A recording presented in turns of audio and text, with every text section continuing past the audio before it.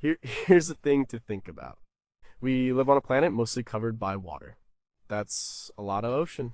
And humans for a long time have looked out at that water. They've seen islands. Some are real, some are not. But the stories stick. What if some of those stories hold a bit of truth?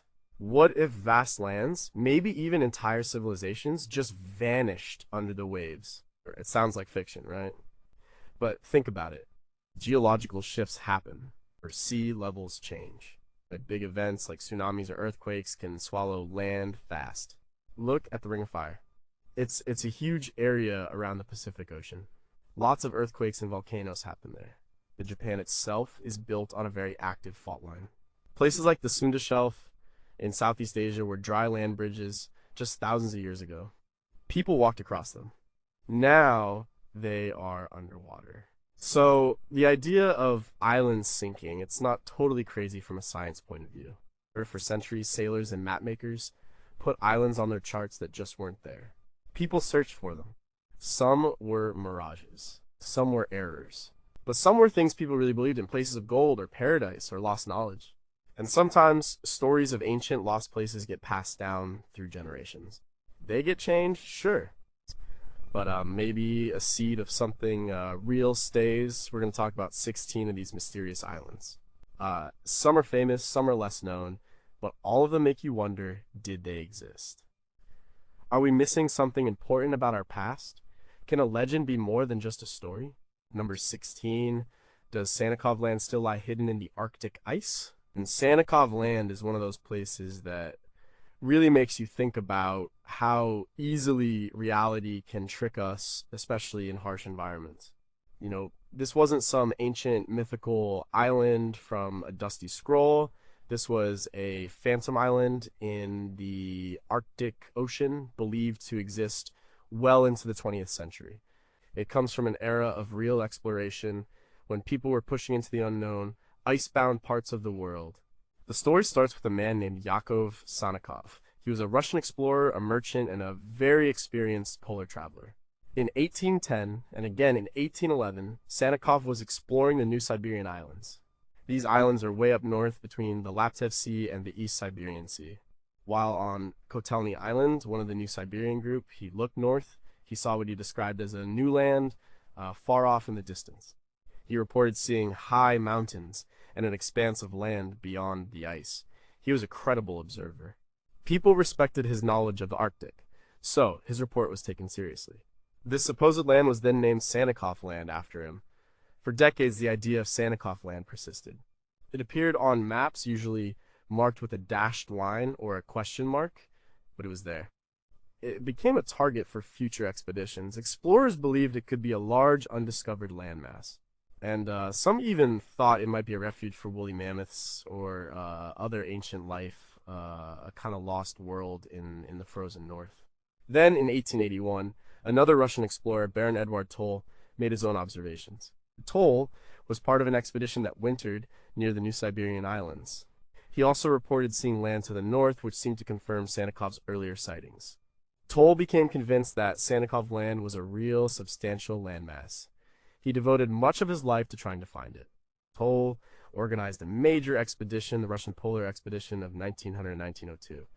The goal was to find and explore Sannikov Land. Toll set out with the ship Zarya, and they tried to approach from the west. The ice was too thick. They shifted their plans. In 1902, Toll, along with 3 companions, left the Zarya in charge of another explorer, Alexander Kolchak, who would later become a famous admiral, and set off in small boats across the ice to reach what they believed was Sannikov Land. They had supplies for a few months. They were never seen again. Their fate remains one of the great mysteries of polar exploration. Kolchak himself tried to mount a search and rescue mission in 1903, but he found no trace of Toll or his party. So, what happened? Why did so many experienced explorers think they saw land? The most accepted explanation today is a phenomenon called Fata Morgana. This is a type of mirage. It happens in the Arctic a lot. When layers of air with different temperatures meet, light gets bent. This can make distant objects, like icebergs or distant land, appear much larger, closer, or even like completely different landscapes than they really are. It can make flat ice look like mountains. Sannikov and Toll likely saw powerful mirages. There's another theory too. The Arctic Ocean is full of ice islands. These are huge, flat pieces of glacial ice. They can be miles across, they break off from glaciers or ice shelves and float around. Well, maybe Sannikov and Toll saw a particularly large, stable ice island that, over time, either melted or broke up. The Arctic is always changing. Today, modern exploration, including satellite imagery and extensive mapping, has confirmed that there is no large landmass where Sannikov Land was supposed to be. It's just open ocean, sometimes covered by seasonal ice. The tragic loss of Baron Toll and his men is a stark reminder of the dangers of polar exploration and how human perception can be influenced by environmental conditions and strong desires to discover. Did Sannikov and Toll see a persistent mirage, or was there actually a large, stable ice feature that has since completely vanished? Could there be smaller, submerged landmasses in that area that contributed to the optical illusions, making them seem larger than they were? What if some ancient stories of northern lands were also based on similar mirages or temporary ice formations that have long since disappeared? How many other phantom islands might have been caused by natural optical phenomena that we now understand better? Number 15, did the charted Bus Island ever truly exist? Bus Island is another classic case of a phantom island. It shows up on maps for centuries, an official discovery, but later vanishes, never to be seen again. This one is from the Age of Exploration, a time when ships sailed into uncharted waters, and observations, even mistaken ones, could carry significant weight. The story of Bus Island begins in 1578. An English navigator named Martin Frobisher was on his third voyage to find the Northwest Passage, a sea route above North America. His ship, the Emmanuel, which was a merchant ship called a bus, hence the name Bus Island, reported seeing land in the North Atlantic. The ship's log recorded it. The position was roughly halfway between southern Greenland and the coast of Ireland. This was a busy area for ships heading to the New World. So, a new island there would be important for navigation and for claiming territory. Frobisher himself was a seasoned explorer. He had already made 2 previous voyages trying to find the passage. He was an important figure of his time. When his ship reported this sighting, it wasn't immediately dismissed. Frobisher's men said they saw land that appeared to be part of the Friesland group, another island that also later became Phantom. But the sighting of this new land was recorded. After this initial sighting, Bus Island started appearing on maps, and it stayed there for a long time. For more than 2 centuries, mapmakers included Bus Island on their charts of the North Atlantic. People believed it was real, its existence was taken for granted. Navigators would adjust their routes based on its supposed position. But there was a problem. No one else could consistently find it. Over the years, many ships passed through that general area. Some captains reported seeing it. Others reported nothing. The reports were inconsistent. This started to raise questions. As cartography became more accurate and navigation methods improved, the absence of Bus Island became more glaring. Finally, in the late 18th century, the British Admiralty decided to settle the matter. In 1791, a voyage led by Captain Thomas Swithwin sailed specifically to confirm or deny the existence of Bus Island. Swithin's ship, the HMS Discovery, thoroughly surveyed the area where Bus Island was supposed to be. They found nothing but open ocean. No land, no shoals, nothing. After Swithin's expedition, Bus Island was officially removed from Admiralty charts. It was recognized as a phantom. It was a cartographic error. But for over 200 years, it had been a real feature on maps, guiding or misguiding countless sailors. So, what did Frobisher's crew see? Again, like Sannikov Land, the most likely explanation is a mirage. The North Atlantic, with its varied temperatures and weather systems, is ripe for such optical illusions. They might have seen a large iceberg that looked like land, or a fog bank that seemed like a solid mass, or a combination of atmospheric effects that distorted their perception of the horizon. Given the limited navigational tools of the time and the pressure to make discoveries, it's easy to see how a mistaken sighting could become accepted fact.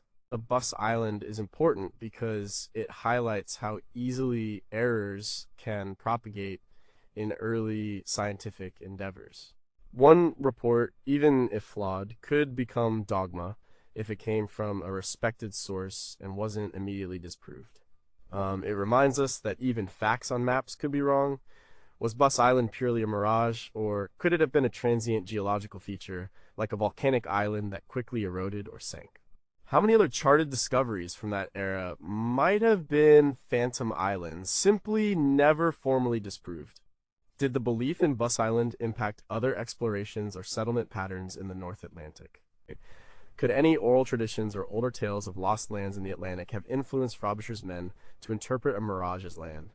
Number 14, how did California become an island on ancient maps? This one is different. California Island isn't an island that supposedly sank or disappeared. It's an island that was never an island at all, but for almost 2 centuries, maps from Europe showed California as a distinct island, separated from the North American mainland by a body of water. This is a fascinating story about how exploration, faulty information, and the power of a popular story can shape geographic understanding for a very long time. The idea of California as an island first appeared in a work of fiction. In 1510, a Spanish adventure novel called Las Sergas de Esplandian, The Adventures of Esplandian, was published by Garci Rodriguez de Montalvo. In this novel, there's a passage describing an island at the right hand of the Indies, which was very close to the earthly paradise. This island was inhabited by black women, without a single man among them, and ruled by a queen named Calafia. They used weapons of gold. This was pure fantasy, but then Spanish explorers started venturing up the coast of what is now Mexico and California. In 1533, Fortun Jimenez, a mutineer sailing with Hernan Cortes's expedition, landed on what he believed was an island. It was actually the Baja California Peninsula. He died there, but his crew returned with stories of land and pearls. Later, in 1539, another explorer, Francisco de Ulloa, sailed all the way up the Gulf of California. He proved that Baja California was a peninsula connected to the mainland. His map showed this. But his findings were not widely circulated or accepted by everyone. The truth was known, but the fiction, and perhaps some later mistakes, proved stronger. The real trouble started in the early 17th century. In 1622, a Carmelite friar named Antonio de la Ascension published a report. He had been on an expedition in 1602 to 1603 with Sebastian Vizcaino exploring the California coast. De la Ascension mistakenly interpreted some observations, possibly of the Colorado River Delta or large bays, as evidence that Baja California was an island. He drew a map reflecting this. This report and De la Ascension's map gained traction. And it was around this time that the idea of California as an island really took off on European maps. A key figure in its spread was a French cartographer named Nicolas Sanson. In 1650, Sanson published a map that prominently displayed California as an island. Sanson was a respected cartographer and his maps were widely influential. Once it was on Sanson's map, it became a standard feature. For the next 150 years, most European maps showed California as an island. Spanish, French, Dutch, and English mapmakers all copied this error. It was a geographic fact that was incredibly hard to shake. Missionaries working in California like Father Eusebio Francisco Kino in the late 17th century knew it was wrong. King Kino traveled extensively in the region and saw for himself that Baja California was connected to the mainland. He produced his own maps proving it was a peninsula. He tried to convince people, sending his maps and reports to Europe. But the inertia of the existing maps was powerful. People just didn't want to believe it. The island of California was too established in their minds and on their expensive atlases. It wasn't until the mid-18th century that the error was finally corrected. In 1747, King Ferdinand VI of Spain issued a royal decree. He stated that California was not an island. This official declaration, combined with more accurate explorations and the persistent efforts of people like Father Kino, finally put the island of California to rest. It was removed from maps piece by piece over the next few decades. The story of California Island is a great example of how a combination of popular fiction, incomplete exploration, human error, and the slow spread of information can create a geographic myth that lasts for centuries. It wasn't a legend of lost treasure or paradise, but a simply incorrect understanding of geography that became entrenched. How much did the allure of the original fictional story of Calafia's Island contribute to the persistence of the cartographic error? Could the vastness and difficulty of exploring the American Southwest have made it genuinely hard to prove the peninsular nature for so long? Were there any political or economic reasons for some European powers to want California to be an island, perhaps for easier sea access or claims?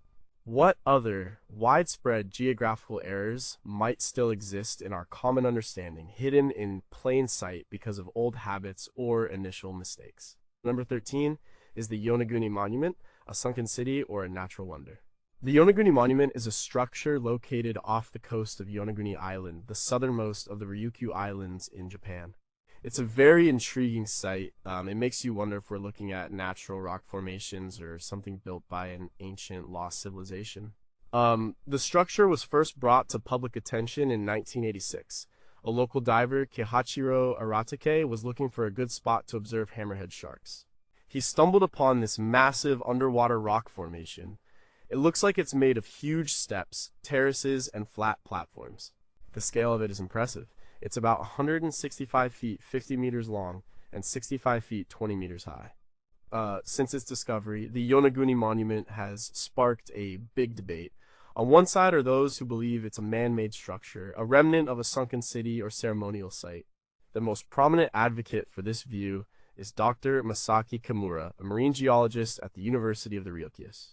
He has studied the monument extensively. Dr. Kimura argues that the formations show clear signs of human design.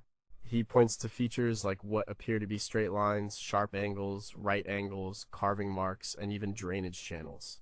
He also says he has found what look like roads, stairs, and even carved animal figures nearby.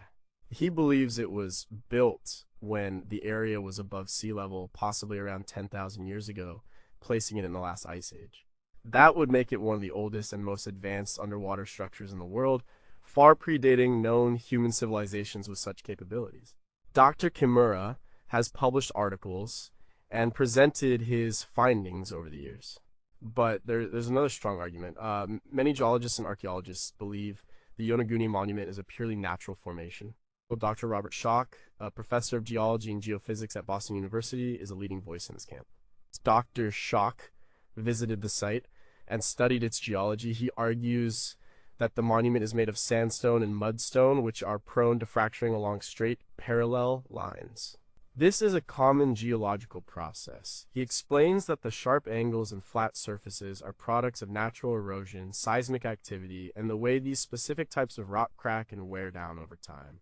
He points out that natural underwater structures can look very regular, especially when viewed through the filter of human pattern recognition. Schoch published his views in books and scientific discussions, challenging the man-made hypothesis.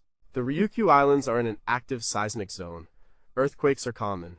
This kind of tectonic activity can cause rock layers to uplift, fracture, and shift in ways that create very regular-looking shapes.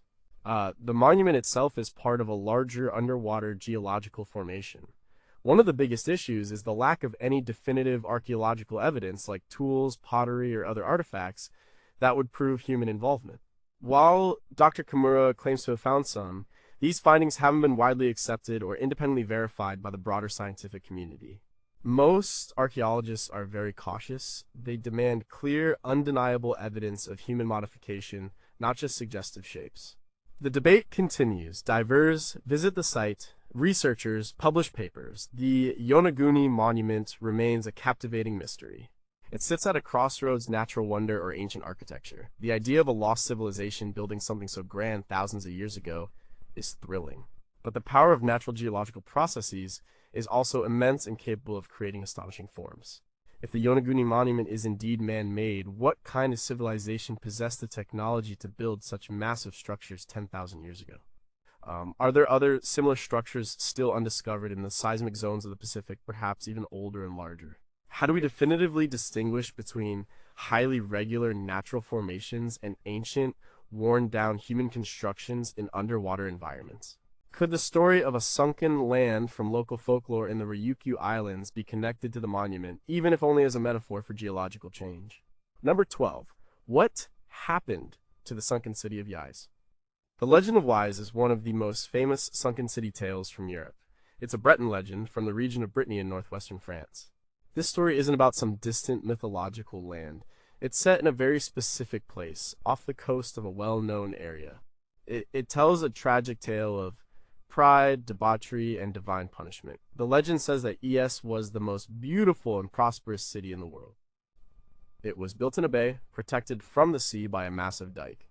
This dike had a single gate, which was opened only at low tide to allow ships to enter and leave. King Gradlin, a wise and good ruler, had the city built for his daughter Dahut. Dahut was a beautiful princess, but she was also wild, rebellious, and prone to excess. She was very different from her father. King Gradlin loved his daughter deeply. He even gave her the key to the city's sea gate. This key was a symbol of her power and trust. It was meant to protect the city from the ocean. The legend says Dahut held orgies and lived a life of sin within the city walls, which angered God. One night, a mysterious suitor came to Dahut. Some versions say he was the devil himself, others say a demon. This figure convinced Dahut to steal the key to the city gate from her father, who slept nearby. In her drunken or sinful state, she opened the gate, and then the sea poured in. The city was instantly flooded. King Gradlin barely escaped. He was on horseback trying to flee the rising waters. Saint Gwynol, a revered local saint, appeared to him. The saint told Gradlin to cast off the one who was causing the city's destruction. Gradlin resisted because he loved Dahut, but as the waves rose higher, he had no choice. He pushed Dahut off his horse, she fell into the sea and was drowned. Some versions say she became a mermaid or a sea fairy, still living in the waters off Brittany. King Gradlin survived, devastated, and eventually founded the city of Quimper. The story of Wise is deeply ingrained in Breton culture. Fishermen in the area still say they can hear the bells of Wise ringing from beneath the waves on quiet nights. They say YS sometimes appears on very clear days, its spires glinting beneath the surface. What's the real story behind this legend? Historians and geologists offer a few theories. Brittany's coast has changed significantly over thousands of years. Sea levels were much lower after the last ice age. There were indeed coastal plains and perhaps settlements that are now submerged. The Bay of Douarnenez, where Yes is supposedly located, could have been a more sheltered and perhaps inhabited area thousands of years ago. Dr. Marcel Lemen, a historian focusing on Breton folklore, has studied the linguistic roots and variations of the Wise legend, connecting it to ancient Celtic traditions and the natural changes of the coastline. There is also archaeological evidence of submerged forests and human settlements off the Breton coast. For example, in the Bay of Bourgneuf, south of Brittany, archaeological finds suggest the history of human occupation on lands now underwater.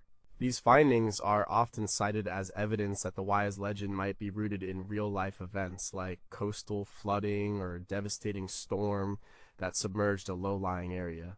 The story could also be a metaphor. It could be a way to explain the dangers of the sea, the consequences of moral decay, or the rise and fall of ancient kingdoms. The conflict between pagan traditions represented by Dahut and Christianity represented by Saint Gwynol is also a common theme in such legends. While no physical city of Ys with grand dikes and royal palaces has been found, the legend continues to captivate. It's a powerful reminder of how vulnerable human settlements are to the sea, and how stories can carry echoes of ancient landscapes and forgotten histories. Are there specific geological formations or submerged archaeological sites off the Breton coast that could be directly linked to the Wise legend? Could the sin of Princess Dahut be a coded reference to cultural or religious conflicts that led to the downfall of a powerful ancient settlement? How common were massive sea dikes and other flood control measures in ancient coastal communities, and could such engineering have failed dramatically? If ice were to be found, what would it tell us about the technological capabilities and societal structures of prehistoric European coastal civilizations? Number 11, was Dwarka a real city submerged by the sea? Dwarka is a fascinating case because it blurs the lines between ancient religious texts, folklore, and modern archaeological discovery. This isn't just a lost island, it's a lost city, very significant in Hindu tradition, which is now believed by many to have been found underwater off the coast of India. The story of Dwarka comes from the ancient Hindu epic, the Mahabharata and the Puranas. These texts describe Dwarka as the legendary city of Lord Krishna. Krishna, a central deity in Hinduism, founded Dwarka after leaving Mathura. The texts say it was a magnificent fortified city built on the coast of Saurashtra, modern-day Gujarat, or on an island just off the coast. It was said to be very prosperous, with beautiful palaces and temples, but the Mahabharata also tells of Dwarka's end. After Krishna's death and the end of his dynasty, the Yadavas, the city was cursed. The scriptures say that the sea eventually engulfed Dwarka. It sank into the ocean, taking all its glory with it. This prophecy and its fulfillment are powerful parts of the Hindu narrative, teaching about the impermanence of earthly things. For a long time, Dwarka was seen purely as a mythological place. Scholars and archaeologists wondered if there was any historical truth to the story. Then, in the 1980s, significant underwater archaeological work began in the Gulf of Cambay, now called the Gulf of Hamhat, and off the modern city of Dwarka, which is located on the coast of Gujarat. The most famous figure in this research was Dr. S.R. Rao. He was a pioneering Indian marine archaeologist.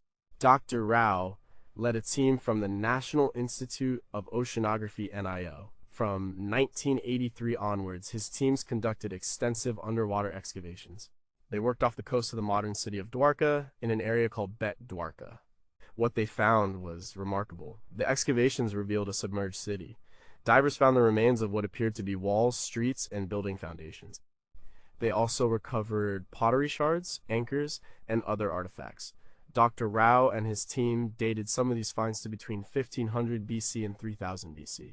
This would make the submerged city roughly contemporary with the late Harappan or Indus Valley civilization, or even older. Dr. Rao published numerous articles and books on his findings, including The Lost City of Dwarka, 1994. He argued strongly that these underwater structures were indeed the remains of the legendary Dwarka described in the Mahabharata. He believed the archaeological evidence supported the sacred texts. However, the interpretation of these findings is not without debate. Some archaeologists and historians, while acknowledging the existence of submerged structures, are more cautious. They question whether the findings definitively prove it is the mythological Dwarka. They point out that coastal areas are prone to subsidence and sea level changes. So finding submerged structures doesn't automatically mean a legendary city.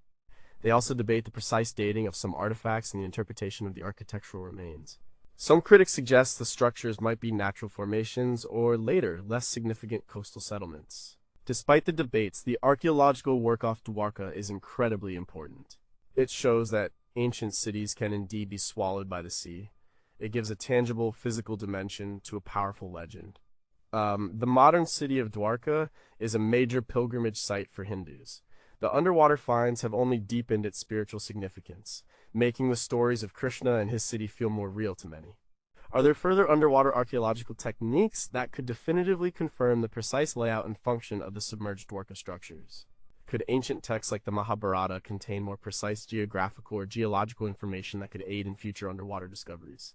What larger implications would a definitive link between the submerged city and the Mahabharata have for our understanding of ancient Indian history and religious narratives? Are there other coastal regions mentioned in ancient Indian scriptures that could hold similar submerged cities waiting to be discovered? Number 10. Did St. Brendan's Island ever sail the Atlantic? The St. Brendan's Island is one of the most persistent and enchanting phantom islands in the Atlantic. It's tied to an early Christian legend, a story of an epic voyage that predates the Viking explorations and Columbus by many centuries. This isn't just a map error, it's a spiritual journey that might have stumbled upon real places or perhaps just hoped to. The legend centers around St. Brendan the Navigator, an Irish monk from the 6th century AD. The main source for his story is the Navigatio Sancti Brendani Abbatis, Voyage of St. Brendan the Abbot. This text was written sometime between the 9th and 10th centuries, hundreds of years after Brendan himself lived. It describes a 7-year voyage undertaken by Brendan and a group of monks. They sailed west across the Atlantic in a leather-hulled carrack, a traditional Irish boat. Their goal was to find the land of promise of the saints, or the Garden of Eden, a paradise untouched by human sin. During their long journey, they encountered many wonders and dangers. They landed on various islands. They met mythical beasts. One famous episode describes them celebrating Easter Mass on what they thought was a small island, only for it to awaken and swim away. It was a giant whale named Gisconius. This whale story is often seen as a warning against mistaking an iceberg or a large marine animal for land. Among their many stops, the legend mentions a beautiful island, lush and green, full of fruit and sweet-smelling flowers. This Isle of the Blessed, or earthly paradise, became known as St. Brendan's Island. It was said to be cloaked in mists, appearing and disappearing at will, or only reachable by those of pure faith. It was a shifting, elusive place. The Navigatio became incredibly popular throughout medieval Europe. It was translated into many languages. It inspired other explorers and dreamers. As Europe began its age of exploration, the idea of St. Brendan's Island became more than just a spiritual allegory. It became a geographical target. Mapmakers started putting it on their charts. Early world maps, especially from the 14th to the 18th centuries, often included St. Brendan's Island, usually somewhere in the central or eastern Atlantic. Its position varied wildly, sometimes near the Canaries, sometimes further west. There were actual expeditions that claimed to have seen or even landed on St. Brendan's Island. In 1492, Christopher Columbus's journals mention his crew seeing land to the west, which they interpreted as St. Brendan's Island. They didn't find it again. Later, various Portuguese and Spanish navigators reported sightings throughout the 15th and 16th centuries. These sightings, often contradictory, fueled the belief. They maintained the island's mysterious, ephemeral nature. Modern scholars have looked at the Navigatio to see if it contains any kernels of truth. Some historians like Tim Severin have even recreated Brendan's voyage. In 1976 to 1977, Severin and his crew built a replica leather boat, the Brendan. They sailed from Ireland to Newfoundland, proving that such a voyage was possible in a carrack. Severin documented encounters with whales, icebergs, and volcanic islands like the Azores and Madeira, suggesting that the original monks might have encountered these too. His book, The Brendan Voyage, showed how elements of the legend could be explained by real geographic features and marine life. The islands Brendan and his monks encountered could have been real places, the Faroe Islands, Iceland, perhaps even Greenland or North America. The Island of Promise might have been a metaphor for a spiritual destination or a dimly perceived distant land. The disappearing nature of the island might have been due to fog, mirages, or simply the difficulty of relocating small landmasses in a vast ocean before accurate navigational instruments existed. St. Brendan's Island eventually faded from maps as the Atlantic became better charted. But its legend reminds us of the power of faith and exploration to merge, creating stories that endure for over a millennium.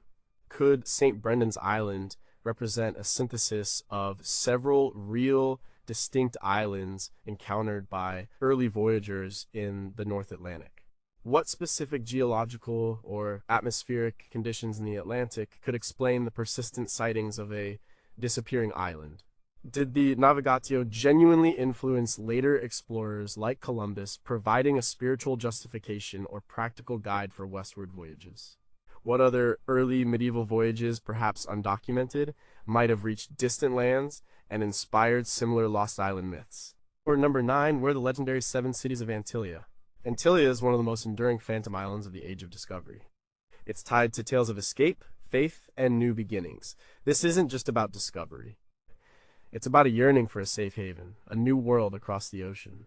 The legend of Antillia, or the Island of the Seven Cities, originates in medieval Iberian, Spanish, and Portuguese folklore. The story goes back to the 8th century AD. According to the legend, after the Muslim conquest of Hispania, the Iberian Peninsula in 711 AD, 7 Christian bishops and their followers fled. They sailed west across the Atlantic Ocean. They were trying to escape the invaders and preserve their Christian faith and culture. Each bishop founded a city on a distant, paradise-like island. This island was named Antillia. The 7 cities were often given names like Apros, Assaye, May, Tay, and others. This legend offered hope during a period of conflict and uncertainty. It suggested that a new, pure Christian land existed, hidden away across the sea. It was a place where old traditions could be kept alive. As European navigation advanced in the 14th and 15th centuries, Antillia started appearing on maps. One of the earliest and most famous depictions is on the Piri Reis map of 1513, though it shows a chain of islands. More significantly, it was a prominent feature on the Paolo dal Pozzo Toscanelli map of 1474, which was consulted by Christopher Columbus. On these maps, Antillia was usually shown as a large rectangular island lying somewhere west of Portugal and the Azores. Sometimes it was depicted as a group of islands. The belief in Antillia was so strong that it influenced the early explorations of the Atlantic. Sailors from Portugal and Spain actively searched for it. They believed it was a real landmass that could offer new resources or serve as a base for further exploration. Its presence on maps was not just decorative, it was taken as a potential reality. Christopher Columbus himself was aware of the legend. Some historians suggest that the idea of Antillia and other islands mentioned by Toscanelli may have encouraged him in his westward journey, giving him hope that land was not too far away.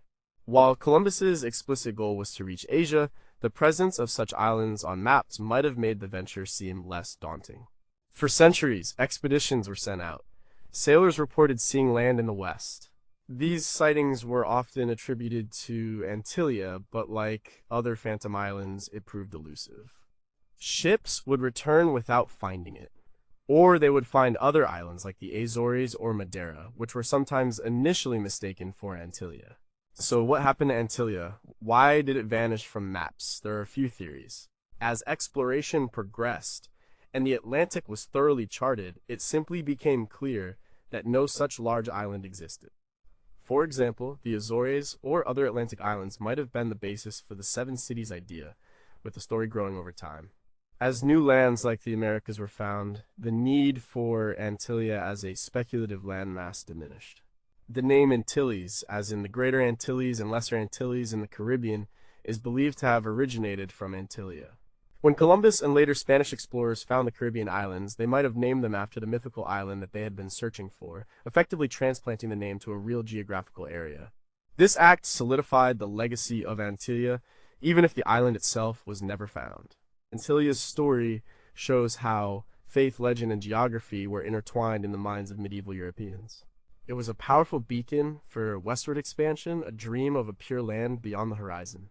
Could the original legend of the Seven Bishops have been based on actual, albeit smaller, migrations or discoveries in the Atlantic during the early medieval period? Were there any specific geological or historical events in the Atlantic that might have inspired the idea of a large, fertile island being hidden or difficult to access? How did the persistent belief in Antillia influence the political claims and rivalries between Spain and Portugal during the early colonial era? If Antillia was a real island that later sank, what kind of geological activity would have been required to submerge a landmass of that supposed size in the mid-Atlantic? Number 8. Does High Brazil still emerge from the mists of the Atlantic? High Brazil is one of the most romantic and persistent phantom islands in Irish folklore. It's often described as a mystical island, always shrouded in fog, that appears only once every 7 years. This isn't just a map feature, it's a place of ancient knowledge and spiritual power, deeply rooted in Celtic myths. The name High Brazil comes from Irish legend. High or I means island in Irish. Brazil or Breezel likely comes from a word meaning ruler, mighty, or beautiful. So it's the island of the blessed or mighty island. In the legends, it's a paradise, a land of eternal youth, advanced civilization, or a spiritual retreat. It's said to be home to wise people, large black rabbits, and a magnificent castle. The earliest written references to High Brazil appear on maps in the 14th century. The Catalan Atlas of 1375 shows an island called Ilha de Brasil, or Brasile, southwest of Ireland. It continues to appear on maps for centuries, even after the continent of America was discovered. Its position on maps was often vague, usually somewhere off the west coast of Ireland in the North Atlantic. The legend wasn't just on maps. It was part of oral tradition. Irish families like the O'Corras and the Dungals claim to have visited the island. The O'Corra family legend tells of a trip to High Brazil in 1480. A man named John Jay Jr., a Bristol merchant, is recorded as saying that 2 ships from Bristol, England, set out in 1480 to find High Brazil, sailing for 8 weeks. They didn't find it. Another notable historical figure associated with the search for High Brazil is John Cabot. Well, Cabot was the Venetian explorer who, in 1497, explored the coast of North America for England. Before his famous voyage, he was involved in several expeditions from Bristol in the mid-1490s, also searching for islands like High Brazil. Some historians, like Alan Ruddock, whose research was published posthumously, suggest that Cabot may have been looking for established trading outposts on these mythical islands to access new resources. The most compelling accounts of seeing High Brazil come from the mid-17th century. A Scottish sea captain named Alexander Johnson claimed to have landed on the island in 1674. He reported spending a day there, meeting its inhabitants, who were described as being tall, dark men who lived in a stone castle and had great wealth. He also claimed they had advanced knowledge. Johnson's account was taken seriously enough to be reported to the Royal Society in London. Another captain, John Nisbet, also claimed to have landed there around the same time. These reports were very detailed. They talked about specific experiences. Despite these claims, every subsequent attempt to locate High Brazil failed. The island always seemed to disappear. When ships went to the reported coordinates, they found nothing but open ocean. This disappearing act fit perfectly with the legend of an island cloaked in magic. The last official sighting of High Brazil on a map was in 1865, when it was finally removed from Admiralty charts after extensive charting of the Atlantic confirmed its non-existence. But the legend lived on. So, what explains High Brazil? 1. Optical illusion. Just like Sannikov Land or Bus Island, High Brazil could be a mirage. And fog banks are very common in the North Atlantic. They can look like solid land from a distance. A phenomenon called fata morgana could also create the illusion of land too. Volcanic activity. Geologically, there are undersea volcanic mountains and plateaus in the Atlantic. It's possible that a temporary volcanic island emerged and submerged, or that a large low-lying island existed long ago and was submerged, leaving only a memory. People wanted to believe in a special place. High Brazil's story remains a captivating part of Celtic mythology and the history of Atlantic exploration. It's a testament to how human imagination and natural phenomena can weave together into powerful, lasting tales. Are there specific geological formations on the Atlantic seabed off Ireland that could be interpreted as a submerged landmass that once appeared above water? Could the once every 7 years aspect of the legend be a folk memory of a rare atmospheric condition that made a mirage particularly clear? Did the belief in High Brazil influence Irish emigration patterns or exploration efforts in any documented way? If any fragments of High Brazil's advanced civilization were to be discovered, what would that reveal about early European technological or spiritual development? Number 7. Was Lyonesse a real kingdom lost beneath the waves? The legend of Lyonesse is one of the most poignant tales of a lost land in British folklore. It's deeply connected to the Arthurian myths and the historical region of Cornwall in England. This isn't just a story about a place, it's a story about loss, a thriving kingdom swallowed by the sea in a single catastrophic event. Lyonesse is traditionally located off the coast of Cornwall between Land's End and the Isles of Scilly. The legend describes it as a fertile and prosperous land. It was said to have 140 churches and many towns and villages. It was a rich kingdom famous for its beauty and its people. It played a role in the Arthurian legends as the home of Tristan, one of the knights of the Round Table, known for his tragic love affair with Isolde.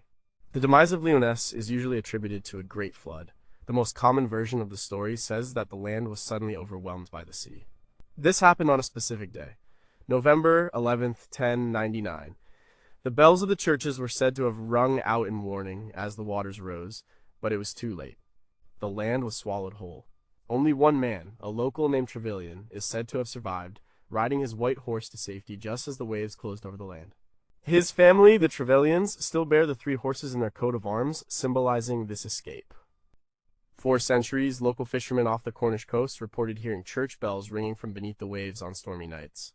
They also claimed their nets would sometimes snag on submerged buildings and trees, providing physical evidence of the lost land. So, what's the real story behind Lyonesse? Emma 1. Archaeological evidence. There is compelling evidence of a significantly different coastline in this area in the past. Off the coast of Cornwall and around the Isles of Scilly, marine archaeologists and geologists have found evidence of submerged forests, ancient fields, and human settlements. These date back thousands of years to a time when sea levels were much lower after the last ice age. For example, in 1999, marine archaeologists discovered evidence of a submerged Bronze Age village off Mounts Bay, Cornwall. This isn't Lyonesse, but it shows that the idea of lost coastal communities is rooted in reality. Studies by the University of Exeter's Department of Geography, for instance, have looked at the changing landscape of the intertidal zones and offshore areas, suggesting significant land loss over millennia. The Isles of Scilly themselves were once a single, larger island before the sea slowly separated them. It's entirely plausible that a large low-lying plain that was once inhabited gradually succumbed to the encroaching sea. This could have been a particularly severe storm surge, a tsunami, or a local subsidence event combined with high tides. Dr. Simon Winchester, in his book A Crack in the Edge of the World, discusses various geological cataclysms and their potential to inspire such legends. The legend of Lyonesse likely combines real geological processes of sea level rise and coastal erosion with the human tendency to remember significant devastating events. The specific date of 1099 AD, though, might be a later addition to give the story more historical weight. It fits into a broader pattern of drowned lands in Celtic mythology, reflecting a deep cultural memory of the sea reclaiming land. Today, Lyonesse remains a powerful symbol of a lost past, a reminder of the fragility of human civilizations in the face of nature's power. It shows how geological facts can become woven into epic tales that touch our hearts. Could advanced underwater sonar and mapping techniques reveal distinct architectural patterns or structures that would definitively prove the existence of a grand city like Lyonesse? Is there any historical record or geological evidence from the 11th century that points to an unusual, catastrophic flood event off the Cornish coast? How might the Arthurian aspects of the Lyonesse legend have influenced its preservation compared to other, less mythical, drowned lands? What would the discovery of a lost kingdom like Lyonesse mean for our understanding of early medieval British history and its connection to continental Europe? Number 6 is Avalon, a real island of myth and kings. Avalon is arguably the most famous mythical island in British literature. It is the magical place where King Arthur was taken after his final battle, the Battle of Camlann, to recover from his wounds. It's a place of healing, magic, and often of the dead or the blessed. This isn't just a location, it's a symbol of hope, rebirth, and the enduring power of myth.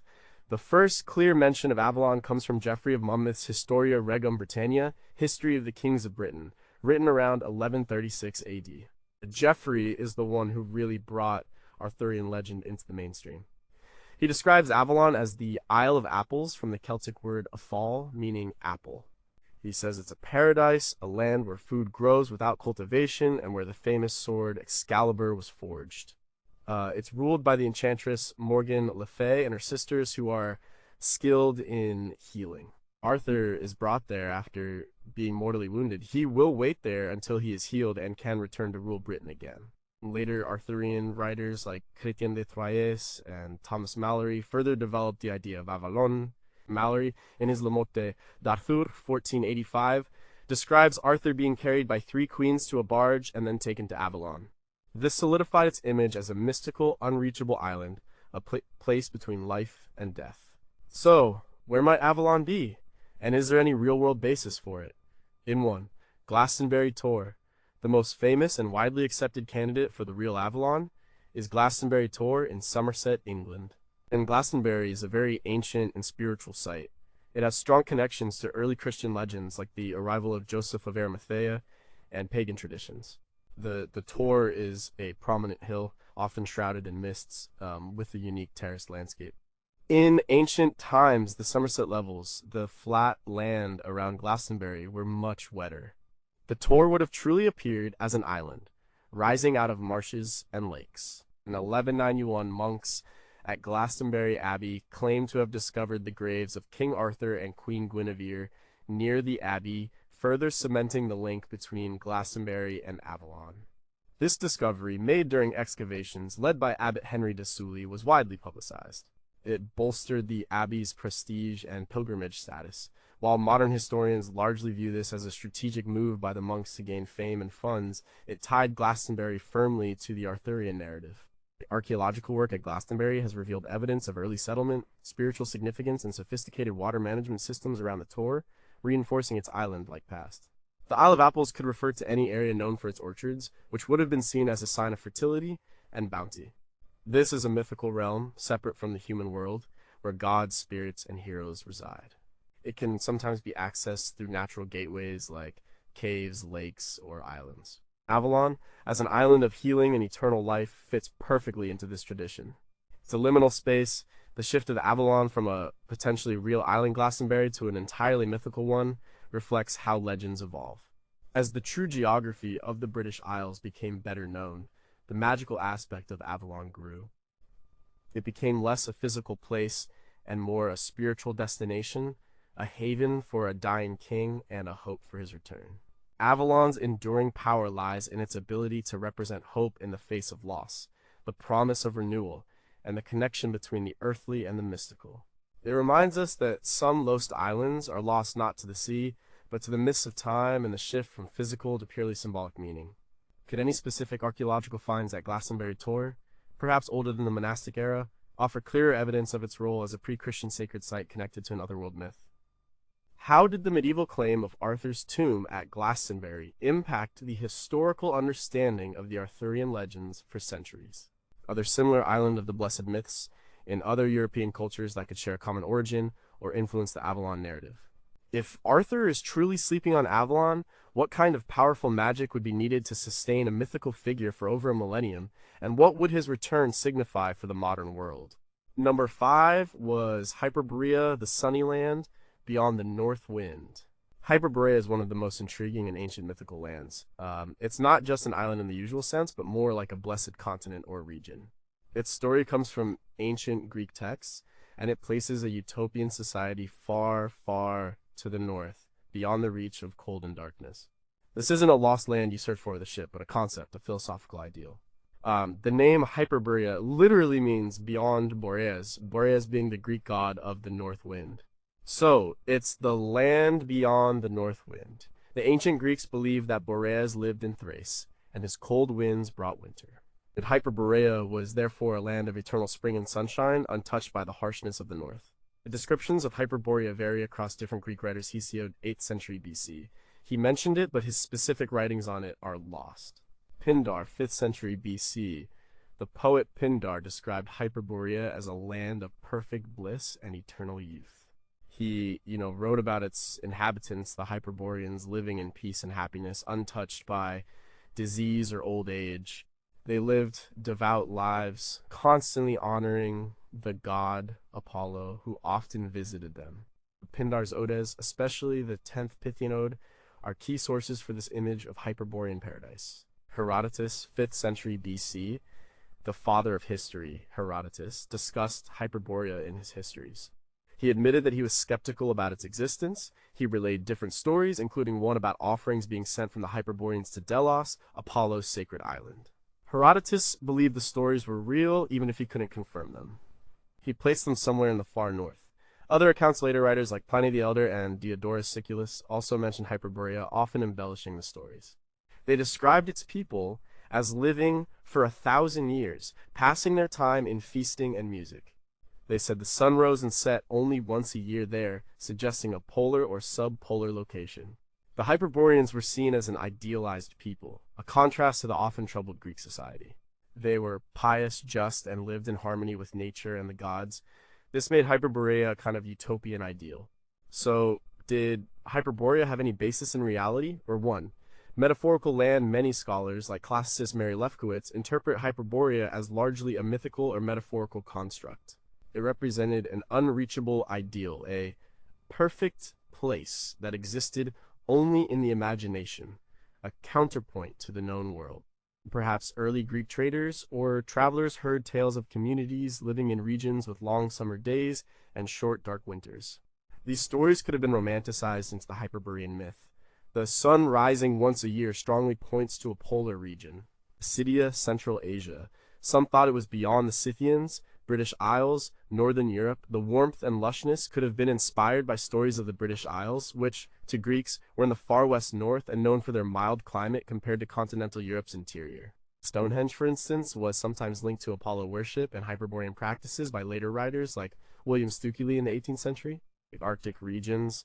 The descriptions of the sun's cycle heavily suggest a region near the Arctic Circle, where the sun truly stays above or below the horizon for extended periods. Unlike lost islands that sank, Hyperborea never seems to have been searched for with the same kind of physical expeditions. It was more a place of wonder and philosophical speculation. It served as a contrast to the known world, a location for the ideal.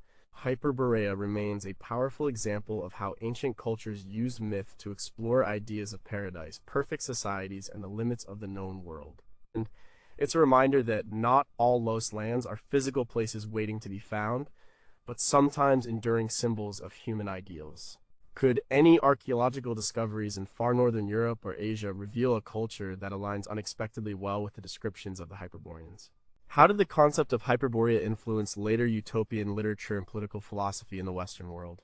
Was there a specific geographical or astronomical observation that first inspired the idea of a land where the sun behaved so differently? If the Hyperboreans existed, what knowledge or technology might they have possessed, given their perfect existence and connection to Apollo? Number 4, how did Thule become the utmost north, and what was it? Thule is another one of those mythical lands from ancient times that captures the imagination. It's often described as the most northerly land, the edge of the known world, a place of mystery, cold, and sometimes eternal daylight or darkness. This isn't just a place on a map, it's the very limit of human exploration and knowledge. The story of Thule begins with a Greek explorer named Pytheas of Massalia. Pytheas was a navigator and geographer from the Greek colony of Massalia, modern-day Marseille, France. Around 325 BC, he undertook an epic voyage. He sailed through the Pillars of Hercules, the Strait of Gibraltar, up the Atlantic coast of Europe, and into the northern seas. He explored the British Isles, visited Britannia, Great Britain, and then continued even further north. Pytheas wrote an account of his travels called On the Ocean. Sadly, this work is now lost, but fragments and summaries survive in the writings of later Greek and Roman authors like Strabo, Polybius, Pliny the Elder, and Tacitus. These later authors often questioned Pytheas' claims, sometimes dismissing him as a liar. But his account is still the most significant early source on Thule. Pytheas described Thule as a land 6 days' sail north of Britain. He said that near Thule, the ocean became a congealed sea or a sea of solidifying water, where land, sea, and air seemed to mix.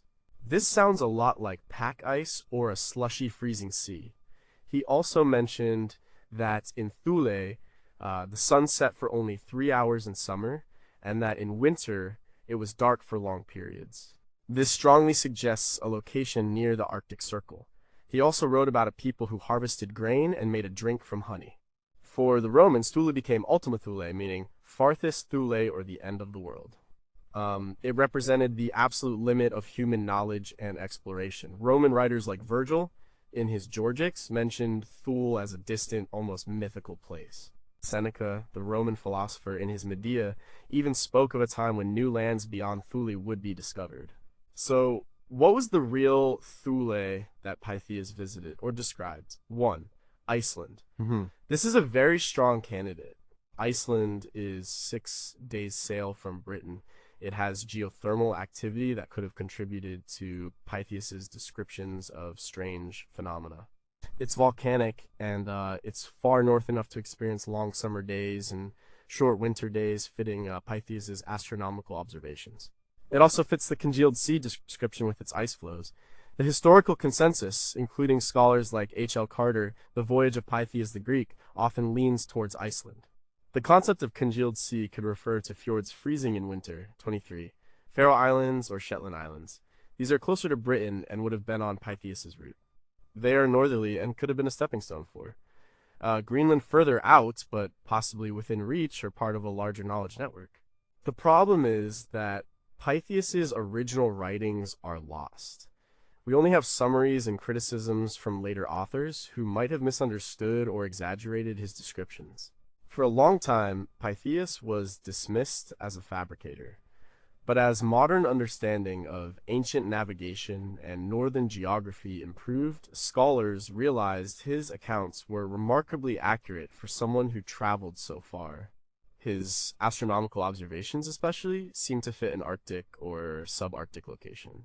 And Thule never completely disappeared from maps. It evolved. It became a symbol of the unknown north. Even during the Nazi era, the Thule Society, a German occultist and political group, invoked the idea of Ultima Thule as the mythical origin of the Aryan race, a twisted use of the ancient legend. Today, Thule remains a compelling blend of historical exploration, geographic mystery, and myth. It's a testament to the human drive to push boundaries and the challenges of accurately recording discoveries in ancient times. Could a dedicated archaeological or geological survey of Iceland reveal any specific traces that align perfectly with Pytheas' original descriptions of Thule? How much of the later Roman skepticism about Pytheas' journey was due to genuine disbelief versus a desire to downplay Greek achievements? Are there any surviving oral traditions in Iceland or other northern regions that might echo Pytheas' ancient visit or descriptions? If Pytheas truly reached as far as Iceland, what did the inhabitants of Thule think of this early Greek visitor, and did they have their own legends of distant lands? Number 3, was Mu a vast Pacific continent that sank? Mu is one of the most famous lost continents alongside Atlantis and Lemuria. It's usually placed in the Pacific Ocean. Like the others, it's not an ancient legend in the truest sense. Its story largely originated in the 19th and early 20th centuries, but it claimed ancient roots. This isn't a small island. It's a vast landmass, a cradle of civilization believed to have vanished under catastrophic circumstances. The main figure behind the legend of Mu is James Churchward. He was a British soldier, inventor, and occultist. Churchward wrote a series of books, starting with The Lost Continent of Mu, the Motherland of Man, 1926. In his books, Churchward claimed that while serving in India as a British officer, he befriended a rishi, a high priest, who taught him how to read ancient, sacred tablets. These tablets, according to Churchward, were written in a lost language and revealed the story of Mu. His Churchward described Mu as a vast continent, much larger than Australia, located in the Pacific Ocean. He said it was home to a highly advanced civilization, the motherland of all mankind. Its inhabitants, called the Nakals, had built magnificent cities and developed advanced science and technology. This civilization was supposedly much older and more advanced than any known ancient civilization. Churchward claimed that Mu had a population of 64 million people. According to Churchward, Mu sank around 12,000 years ago. He said it was due to massive earthquakes and volcanic eruptions, causing the land to collapse into vast underground gas chambers. The sinking of Mu was catastrophic, resulting in the loss of almost the entire civilization. The only remnants were some island chains in the Pacific, like Easter Island, Hawaii, and Fiji. He claimed that the statues on Easter Island, the Moai, were examples of the advanced architecture of the Nakals, and that their descendants survived on these islands. He also connected Mu to ancient Egypt, Central American civilizations, like the Maya, and other cultures, suggesting they were all colonies or offshoots of Mu. And Churchward's work was very popular. It fit into a general fascination with lost civilizations and esoteric knowledge during that period. His ideas influenced other occultists and New Age thinkers. However, the scientific community has completely rejected Churchward's claims. Continental landmasses are part of large plates that move slowly. While parts of continents can submerge due to sea level rise or localized faulting, an entire vast continent cannot just disappear in the way Churchward described. The Pacific Ocean basin is made of oceanic crust, which is much thinner and denser than continental crust. It's highly unlikely a continent ever existed there. Geologists like Dr. Kevin Padian, a paleontologist and science historian, have consistently pointed out the fundamental geological inconsistencies in the Mu and Atlantis narratives. The ancient tablets Churchward claimed to translate have never been found or authenticated by independent scholars. His linguistic interpretations are not recognized by Egyptologists or linguists. The idea of a single motherland for all human civilization also contradicts modern understandings of human origins and migration patterns, which suggest multiple centers of development. They were carved by the Rapa Nui people, who arrived on the island around 1200 AD, not descendants of a 12,000-year-old supercivilization. Their construction techniques and cultural context are well documented. Despite the scientific refutation, the idea of Mu persists in popular culture and esoteric circles. It speaks to a human desire to believe in grand, lost histories and advanced knowledge from the past. It's a testament to the power of a compelling narrative, even when it lacks factual basis. If not a literal continent, could the legend of Mu be a distorted memory of smaller, localized landmasses that were submerged by rising sea levels or tectonic activity in the Pacific? What psychological or societal needs did the idea of a lost motherland of man fulfill for people in the early 20th century? Are there any specific geological features in the Pacific Ocean, like the vast underwater mountain ranges or plateaus, that might have initially been misinterpreted as continental remnants? How much does the ongoing fascination with Mu reflect a longing for a simpler, more spiritually advanced past distinct from modern technological societies? Number two, what truths lie buried in the legend of Lemuria? Lemuria is another lost continent, much like Mu, that gained prominence in the 19th century. Its origin is different, though. It wasn't born from esoteric tablets, but from a genuine scientific puzzle. This isn't just a mythical island. It's a hypothetical land bridge proposed to explain a biological mystery, which then took on a life of its own in spiritual and esoteric movements. The idea of Lemuria was first proposed by the British zoologist Philip Sclater in 1864. Sclater was studying the distribution of lemurs. He noticed something unusual.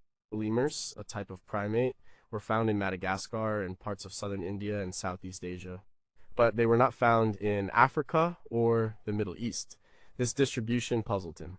How did these animals, which couldn't swim across vast oceans, end up on such widely separated landmasses? To explain this, Sclater hypothesized the existence of a land bridge, a continent that once connected Madagascar, India, and Southeast Asia. He called this hypothetical land Lemuria. His paper, The Mammals of Madagascar, published in the Quarterly Journal of Science, was a serious scientific proposal at the time. It was a plausible way to explain biogeographical patterns before the theory of plate tectonics was fully developed. The German biologist Ernst Haeckel popularized the concept. He even suggested that Lemuria might have been the cradle of mankind, where human evolution began. This idea was deeply influential, especially as it connected to the growing interest in evolution and human origins after Darwin's On the Origin of Species, 1859. But Lemuria really took off when it was adopted by the Theosophical Society. Helena Blavatsky, one of the founders of Theosophy, incorporated Lemuria into her spiritual cosmology in her book The Secret Doctrine, 1888. In Blavatsky's version, Lemuria was not just a land bridge. It was a vast continent that existed hundreds of thousands, or even millions, of years ago. It was home to the third root race of humanity.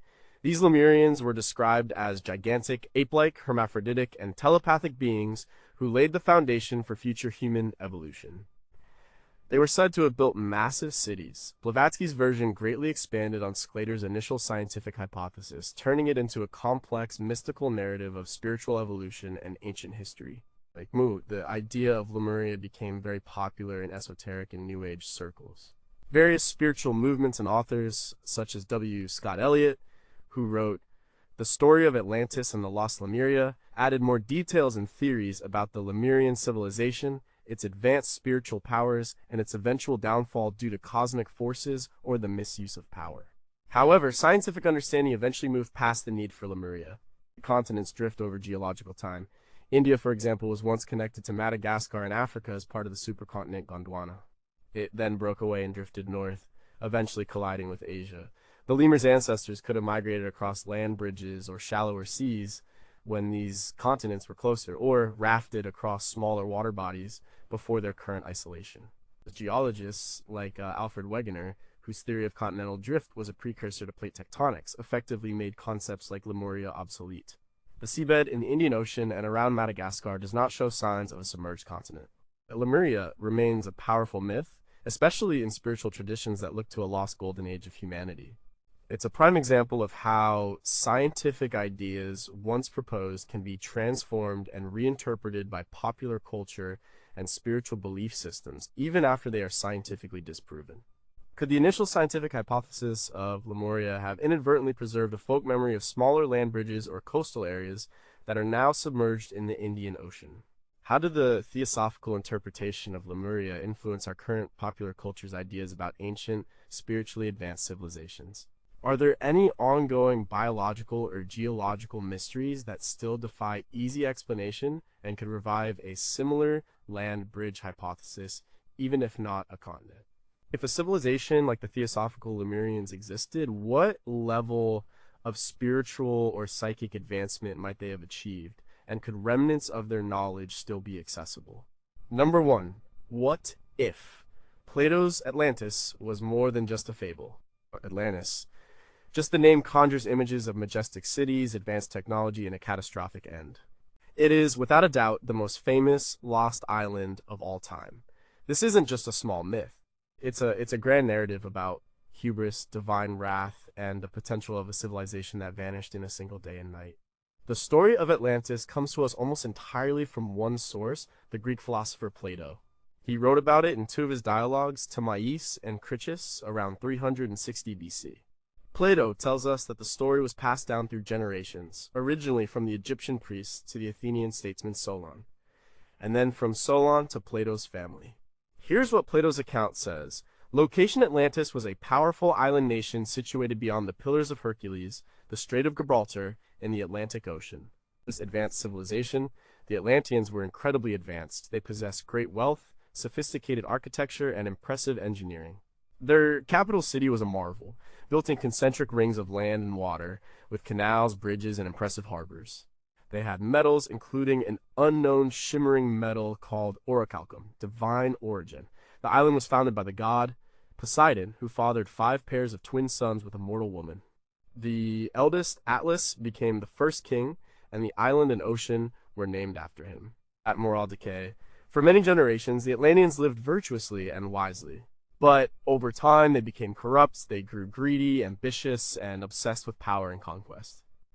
They attempted to invade Athens and other Mediterranean lands. Divine punishment Zeus, seeing their moral degradation and their failed imperialistic endeavors, decided to punish them.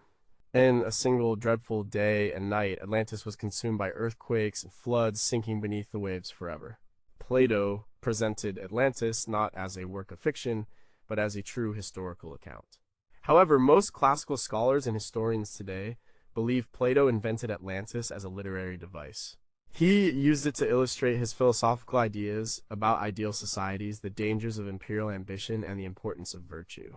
For him, the story of Athens defeating Atlantis was a symbolic victory of his ideal state over a corrupt, materialistic power. In figures like the Greek historian Aristotle explicitly rejected the literal existence of Atlantis. Despite this, the story of Atlantis resonated. It has fueled speculation and searches for centuries. Around 1600 BC, Thera suffered a massive volcanic eruption, one of the largest in human history. This eruption destroyed the Minoan civilization on the island and caused tsunamis that devastated surrounding coastlines. The archaeologist Spyridon Marinatos proposed this link in the mid-20th century. The destruction of a powerful maritime culture by a sudden catastrophe fits some aspects of Plato's story. However, Thera is in the Aegean, not the Atlantic, and the dates don't perfectly match Plato's timeline of 9,000 years before Solon. It looks like a paved road or wall. Some people, notably Edgar Cayce, an American psychic known for his sleeping prophecies, claimed it was part of Atlantis. However, most geologists consider it a natural formation of beach rock. 3. Rechat structure, Eye of the Sahara. Some theorists, like George S. Alexander, propose the Rechat structure in Mauritania, Africa, as Atlantis. It's a large, concentric, geological dome. It fits Plato's description of a city built in concentric circles. However, it's in the middle of a desert, not an island, and there's no evidence of a vanished civilization there.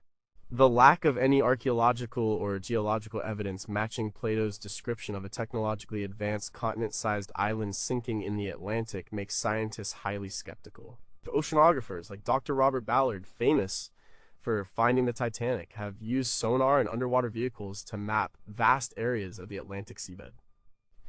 They have found no evidence of a sunken continent or a large, ancient city. The science of plate tectonics also makes the sudden sinking of a large continent highly improbable. But the appeal of Atlantis is undeniable. It taps into our human fascination with ancient mysteries, lost wisdom, and the idea of a vanished golden age. It's a story that continues to evolve, inspiring books, films, and endless debates. It is the ultimate lost island because it embodies the greatest hopes and fears of human civilization.